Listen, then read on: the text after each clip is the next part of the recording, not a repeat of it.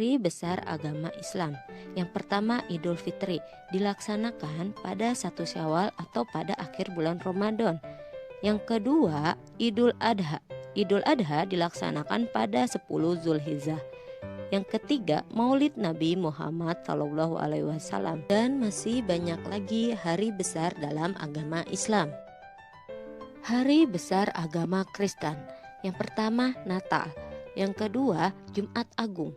Yang ketiga, Paskah. Dan masih banyak lagi hari besar dalam agama Kristen. Selanjutnya, hari besar agama Katolik. Yang pertama, Natal. Yang kedua, Jumat Agung. Yang ketiga, Minggu Paskah. Dan masih banyak lagi hari besar dalam agama Katolik. Selanjutnya, hari besar agama Hindu. Yang pertama, Nyepi. Yang kedua, Saraswati. Yang ketiga, Pagarosi. Dan masih banyak lagi hari besar dalam agama Hindu. Selanjutnya, hari besar agama Buddha. Yang pertama, Waisak. Yang kedua, Asada. Yang ketiga, Katina. Dan masih banyak lagi hari besar dalam agama Buddha. Selanjutnya, hari besar agama Konghucu. Yang pertama, Imlek. Yang kedua, Cap Gomeh. Dan masih banyak lagi hari besar dalam agama Konghucu. Setelah tadi teman-teman sudah mendengarkan penjelasan hari besar keagamaan dari Bunda Rohma, sekarang Yanda Amin akan mencoba menjelaskan hari besar nasional yang ada di Indonesia. Teman-teman saksikan ya.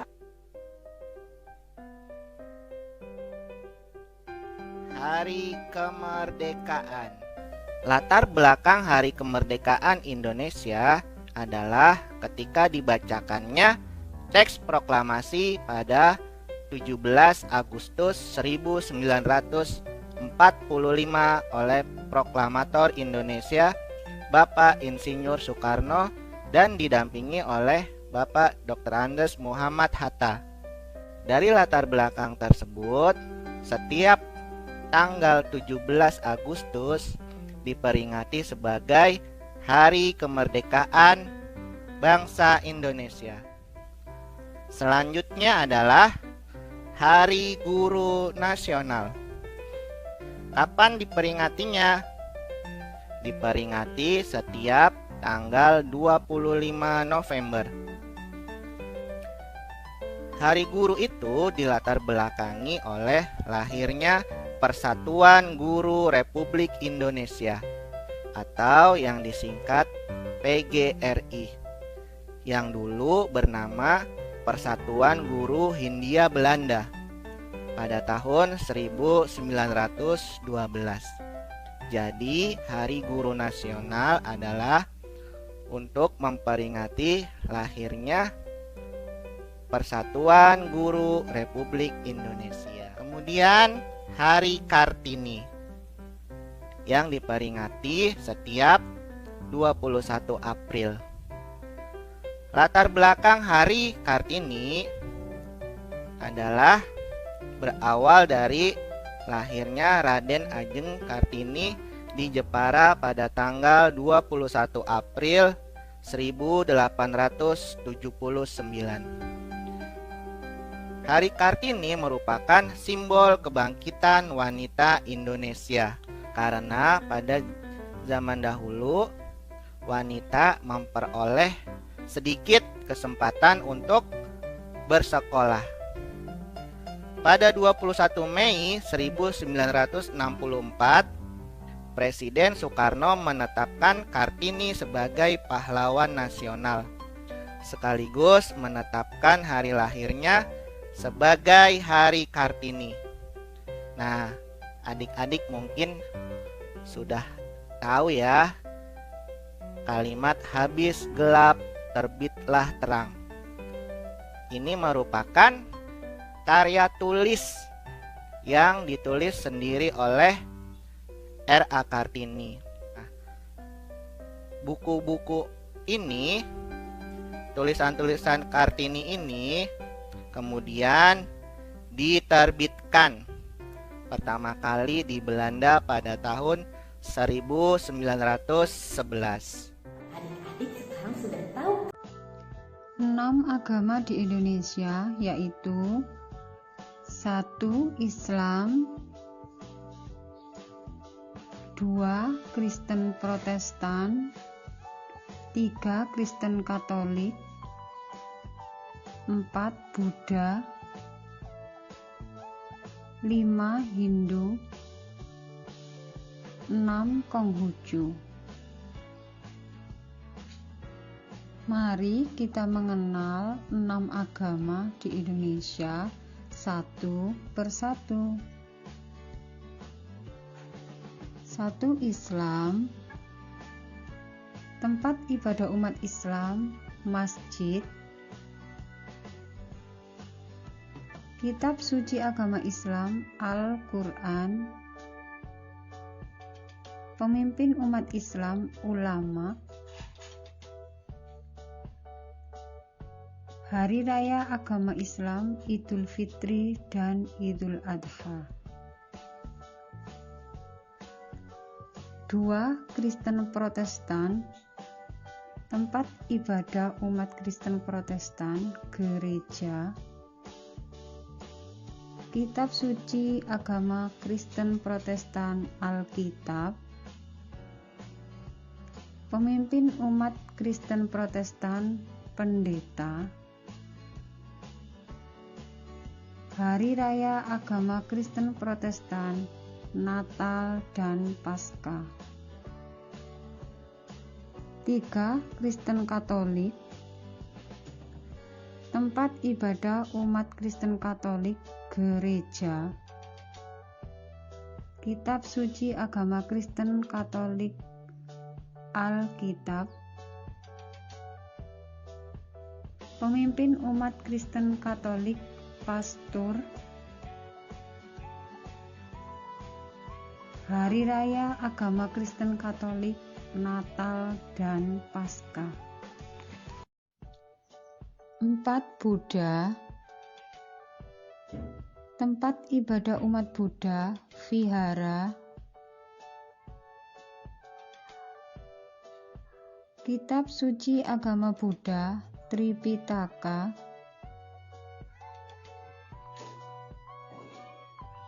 Pemimpin umat Buddha, biksu. Hari raya agama Buddha, Waisak.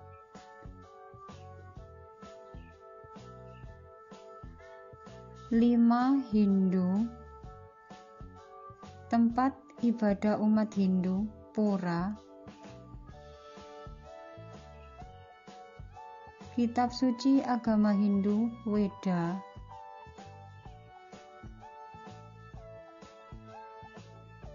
Pemimpin umat Hindu, Podanda. Hari raya agama Hindu, Nyepi dan Galungan. 6. Konghucu. Tempat ibadah umat Konghucu, Kelenteng. Kitab suci agama Konghucu, Shishu.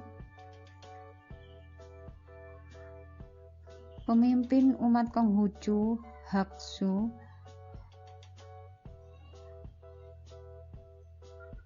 Hari raya agama Konghucu, Imlek.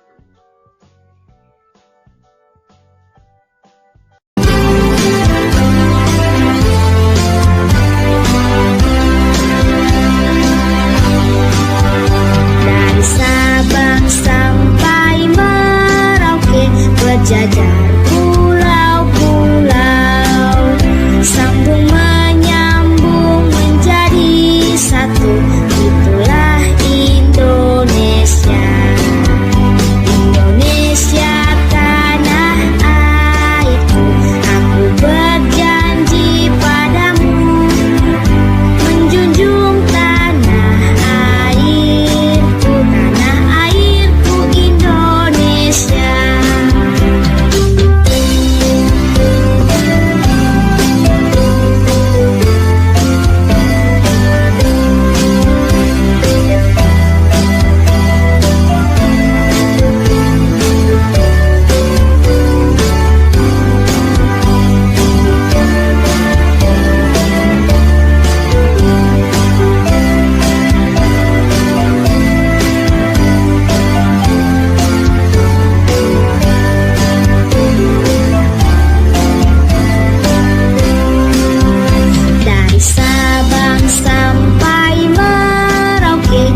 berjajar pulau-pulau, sambung menyambung menjadi satu. Itulah Indonesia. Indonesia akan mengenal pakaian adat dari 34 provinsi yang ada di Indonesia. Sebelumnya teman-teman pasti sudah tahu kan kalau Indonesia ini adalah negara kepulauan yang dibagi menjadi 34 provinsi mulai dari Sabang sampai Merauke. Indonesia juga didukung oleh kebudayaan di setiap daerahnya. Bangsa Indonesia ini disebut juga sebagai bangsa majemuk. Hal ini karena Indonesia memiliki ragam suku, adat, agama, bahasa daerah, dan termasuk pakaian adat. Pakaian adat yang ada di Indonesia ini sangatlah beragam, bahkan berbeda-beda pada setiap provinsinya. Hal inilah yang menjadikan kekayaan Indonesia akan kebudayaannya. Berikut ini merupakan berbagai macam pakaian adat yang ada di Indonesia. Pakaian adat Ule Balang berasal dari Nanggro Aceh Darussalam. Pakaian adat Ulos berasal dari Sumatera Utara. Pakaian adat Bundo Kanduang berasal dari Sumatera Barat. Pakaian adat Melayu berasal dari Riau. Pakaian adat Teluk Belanga berasal dari Kepulauan Riau. Pakaian adat Melayu Jambi berasal dari Jambi. Pakaian adat Aesan Gede berasal dari Sumatera Selatan. Pakaian adat Paksian berasal dari Bangka Belitung. Kemudian ada pakaian adat Melayu berasal dari Bengkulu. Untuk pakaian adat Tulang Bawang berasal dari Lampung.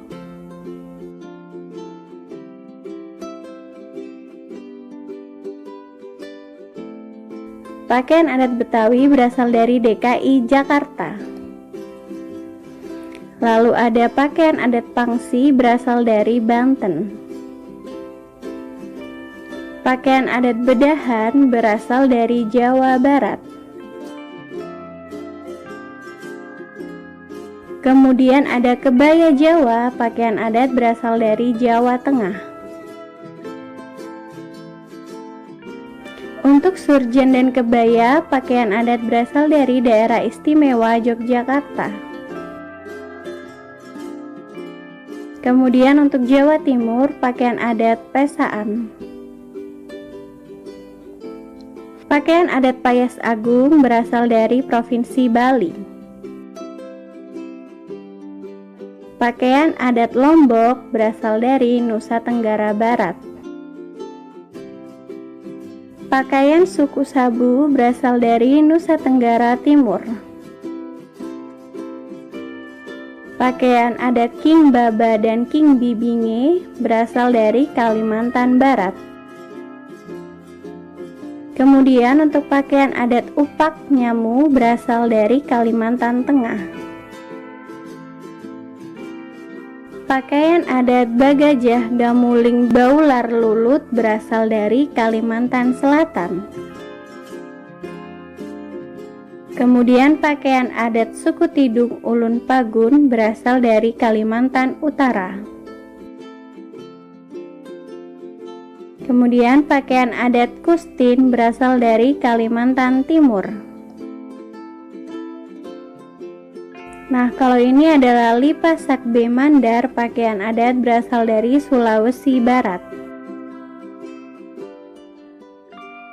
Lalu ada pakaian adat Gembe berasal dari Sulawesi Tengah. Lalu ada pakaian adat Laku Tepu berasal dari Sulawesi Utara. Pakaian adat Kinawo berasal dari Sulawesi Tenggara. Kemudian ada pakaian adat Bodo berasal dari Sulawesi Selatan. Lalu ada Biliu dan Makuta merupakan pakaian adat berasal dari Gorontalo. Nah, untuk pakaian adat Cele ini berasal dari Maluku. Pakaian adat Maluku Utara adalah Manteren Lamu. Kemudian untuk pakaian adat Ewer berasal dari Papua Barat. Nah, yang terakhir adalah pakaian adat Manawau berasal dari Papua. Oke otakers, demikianlah beberapa daftar pakaian adat yang ada di berbagai provinsi seluruh Indonesia. Semoga dengan video ini kita dapat menambah rasa cinta kita terhadap kebudayaan tanah air Indonesia. Assalamualaikum warahmatullahi wabarakatuh. Salam Pramuka. Halo adik-adik, apa kabar? Semoga ke dalam keadaan sehat ya. Hari ini kita akan belajar SK Usiaga nomor 14, yaitu dapat menyebutkan sedikitnya 3 hari besar nasional dan 3 hari besar keagamaan. Hari besar nasional merupakan hari besar atau hari penting di Indonesia dan selalu diperingati setiap tahunnya. Berikut merupakan contoh dari hari besar nasional di Indonesia. Yang pertama adalah tanggal 17 Agustus yang kita sering peringati sebagai Hari Kemerdekaan Republik Indonesia. Tanggal 17 Agustus merupakan tanggal di mana pertama kali Indonesia meraih kemerdekaan dari tangan penjajah. Oleh karena itu, setiap tanggal ini Indonesia merayakan kemerdekaannya. Kemudian, Hari Pendidikan Nasional. Hari Pendidikan Nasional kita peringati setiap tanggal 2 Mei. Tanggal 2 Mei merupakan hari lahir Bapak Ki Hajar Dewantara atau yang kita sebut sebagai Bapak Pendidikan Nasional Indonesia. Terus selanjutnya adalah Hari Pahlawan Nasional yang kita sering peringati setiap tanggal 10 November. Tanggal 10 November ini merupakan tanggal di mana para penjajah, para prajurit kita melawan penjajah di masa lalu. Nah, Hari Besar Keagamaan adalah hari yang dianggap penting dan diperingati setiap tahunnya pada ajaran agama tertentu. Berikut merupakan contoh hari besar keagamaan di Indonesia yang sering kita temukan.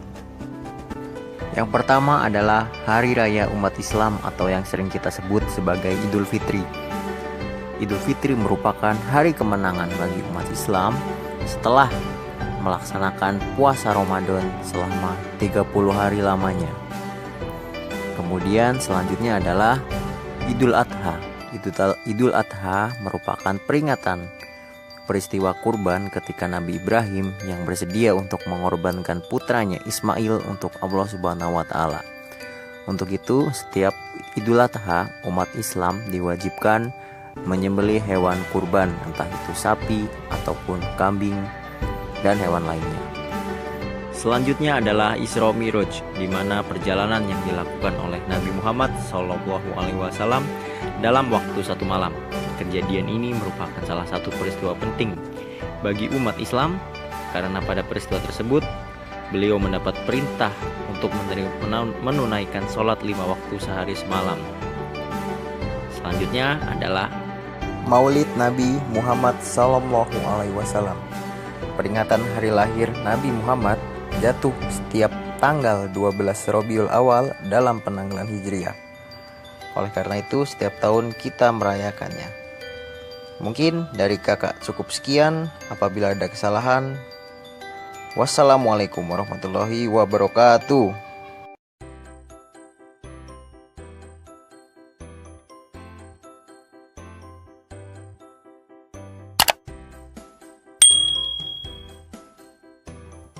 Assalamualaikum warahmatullahi wabarakatuh. Adik-adik, untuk pertemuan kali ini kita akan membahas tentang alat komunikasi tradisional dan modern. Tahukah kamu apa itu alat komunikasi? Alat komunikasi adalah semua media yang digunakan untuk menyebarkan atau menyampaikan informasi. Adik-adik, alat komunikasi itu ada dua. Yang pertama, alat komunikasi tradisional. Yang kedua, alat komunikasi modern. Adik-adik tahu tidak, apa sih itu alat komunikasi tradisional? Oke, di sini Bunda akan menjelaskan tentang alat komunikasi tradisional. Jadi, alat komunikasi tradisional ini adalah alat yang digunakan menyampaikan informasi pada zaman dahulu. Nah, adapun beberapa macam alat komunikasi tradisional itu, yang pertama, surat, kentongan, lonceng, dan beduk. Nah, yang pertama, surat adalah alat komunikasi tertulis untuk menyampaikan informasi kepada orang lain. Yang kedua, lonceng. Perhatikan gambarnya. Lonceng ini digunakan untuk memanggil ataupun memberikan tanda kepada orang lain. Kemudian ada kentongan.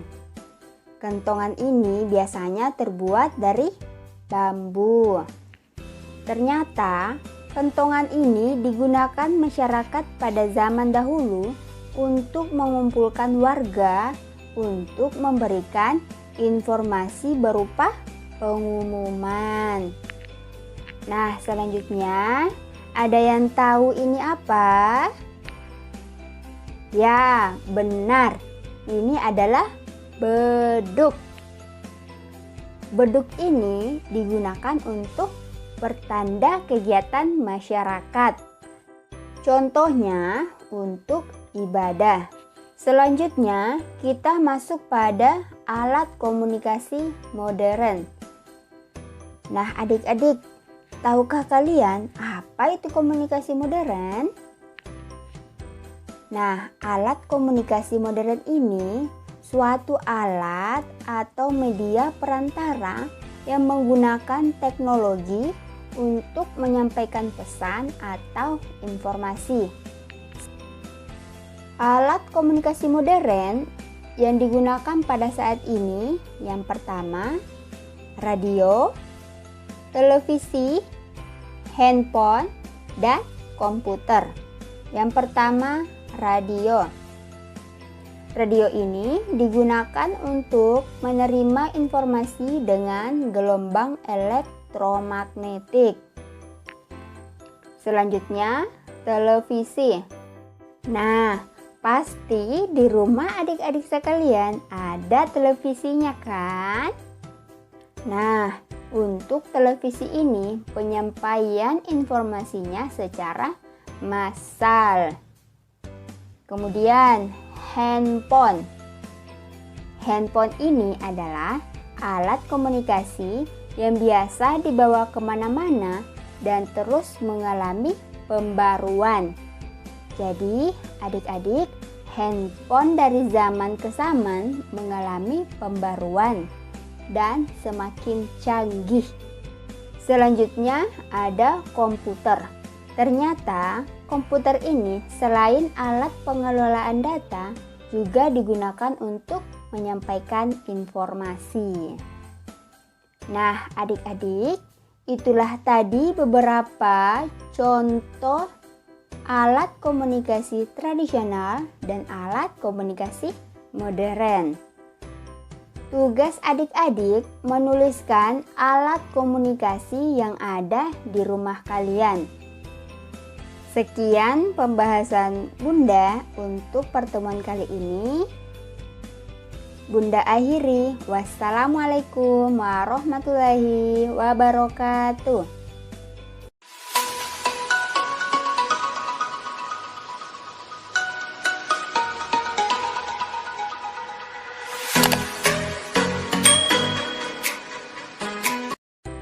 Assalamualaikum warahmatullahi wabarakatuh. Adik-adik, hari ini kita akan belajar tentang arah mata angin. Arah mata angin itu apa ya? Arah mata angin ada 8. Timur, tenggara, selatan, barat daya, barat, barat laut, utara, dan timur laut. Nah, untuk lebih memudahkan adik-adik menghafal arah mata angin, kita akan belajar sambil bernyanyi. Jadi, adik-adik lebih mudah menghafalkannya. Nah, nanti adik-adik mendengarkan lagu arah mata angin dengan nada lagu Anak Kambing Saya. Yuk, kita bernyanyi bersama.